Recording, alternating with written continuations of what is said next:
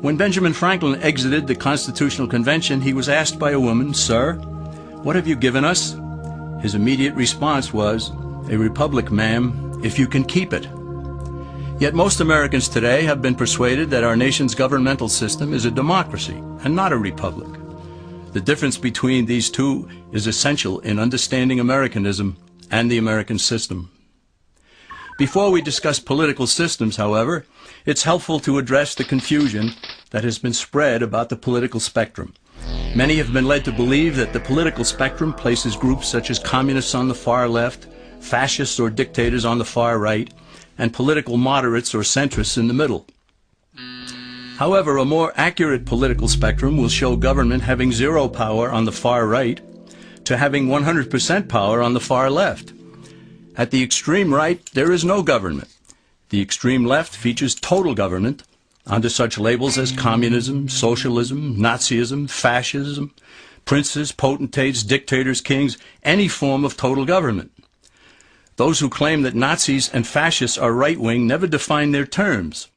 This amounts to spreading confusion. Toward the middle of the political spectrum can be found the type of government limited to its proper role of protecting the rights of the people. That's where the Constitution of the United States is. Those who advocate such a form of government are really constitutional moderates. So let's analyze the basic forms of government. They are monarchy or dictatorship ruled by one, oligarchy ruled by a few, democracy ruled by a majority, republic ruled by law, and anarchy, which is ruled by no one. In discussing these five, we'll see that they can be narrowed down to even fewer.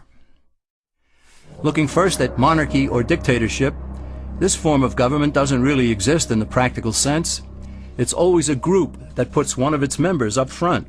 A king has his council of nobles or earls, and every dictator has his bureaucrats or commissars, the men behind the scenes.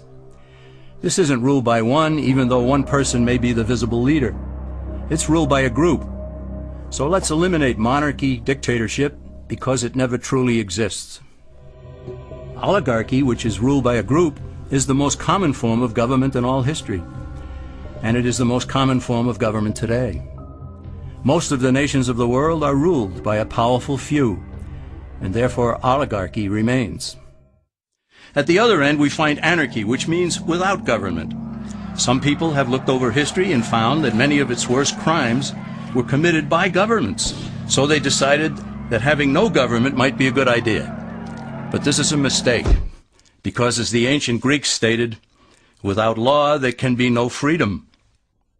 Our founding fathers agreed and held that some amount of government is a necessary force in any civilized, orderly society. In a state of anarchy, however, everyone has to guard life, liberty, and property, and the lives of family members.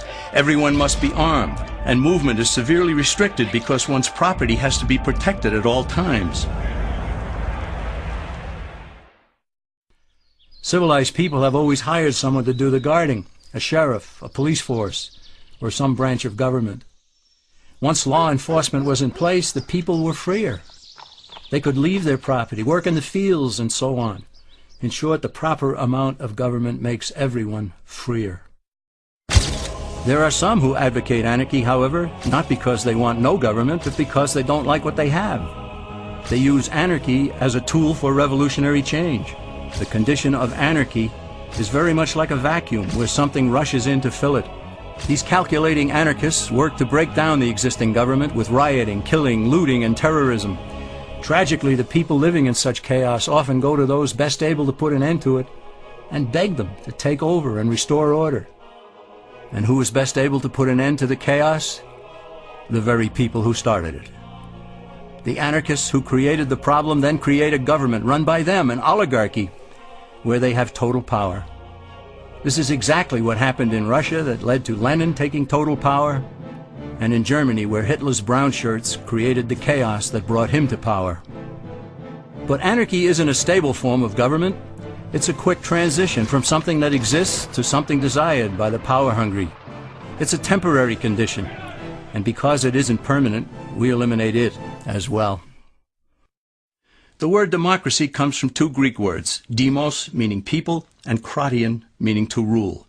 Democracy, therefore, means the rule of the people, majority rule. This, of course, sounds good, but suppose the majority decides to take away one's home, or business, or children. Obviously, there has to be a limit. The flaw in democracy is that the majority isn't restrained. If more than half the people can be persuaded to want something in a democracy, they rule. What about republic? Well, that comes from the Latin, res meaning thing, and publica meaning public. It means the public thing, the law. A true republic is one where the government is limited by law, leaving the people alone. America's founders had a clean slate to write on. They could have set up an oligarchy. In fact, there were some who wanted George Washington to be their king. But the founding fathers knew history, and they chose to give us the rule of law in a republic, not the rule of a majority in a democracy. Why? Let's demonstrate the difference in the setting of the Old West. Consider a lynch mob in a democracy. 35 horseback riders chase one lone gunman. They catch him, and they vote 35-1 to hang him. Democracy has triumphed, and there's one less gunman to contend with. Now consider the same scenario in a republic. The 35 horseback riders catch the gunman and vote 35-1 to hang him, but the sheriff arrives, and he says, "You can't kill him. He's got his right to a fair trial." So they take the gunman back to town. A jury of his peers is selected, and they hear the evidence and the defense, and they decide if he shall hang. Does the jury even decide by majority rule? No, it has to be unanimous or he goes free. The rights of the gunman aren't subject to majority rule but to the law. This is the essence of a republic. Many Americans would be surprised to learn that the word democracy does not appear in the Declaration of Independence or the U.S. Constitution, nor does it appear in any of the constitutions of the 50 states. The founders did everything they could to keep us from having a democracy. James Madison, rightly known as the father of the Constitution, wrote in essay number 10 of the Federalist Papers, "Democracies have ever been spectacles of turbulence and contention, have ever been found incompatible with personal security or the rights of property, and have in general been as short in their lives as they have been violent in their deaths." Alexander Hamilton agreed, and he stated, "We are a republican government. Real liberty is never found in despotism or in the extremes of democracy." Samuel Adams, a signer of the Declaration of Independence, stated, "Democracy never lasts long. It soon wastes, exhausts, and murders itself." The founders had good reason to look upon democracy with contempt, because they knew that the democracies in the early Greek city-states produced some of the wildest excesses of government imaginable. In every case, they ended up with mob rule, then anarchy, and finally tyranny under an oligarchy. During that period in Greece, there was a man named Solon, who urged creation of a fixed body of law not subject to majority whims. But where the Greeks never adopted Solon's wise counsel, the Romans did. Based on what they knew of Solon's laws, they created the 12 tables of the Roman law, and in effect built a republic that limited government power and left the people alone. Since government was limited, the people were free to produce, with the understanding that they could keep the fruits of their labor. In time, Rome became wealthy and the envy of the world. In the midst of plenty, however, the Roman people forgot what freedom entailed.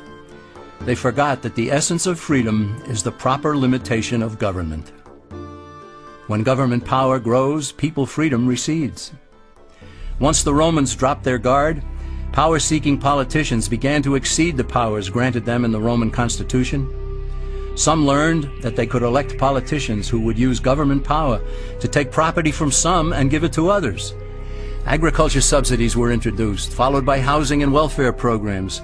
Inevitably, taxes rose and controls over the private sector were imposed. Soon, a number of Rome's producers could no longer make ends meet, and they went on the dole. Productivity declined, shortages developed, and mobs began roaming the streets, demanding bread and circuses from the government. Many were induced to trade freedom for security. Eventually, the whole system came crashing down. They went from a republic to a democracy, and ended up with an oligarchy under a progression of the Caesars.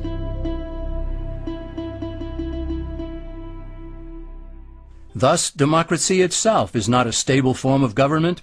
Instead, it is the gradual transition from limited government to the unlimited rule of an oligarchy.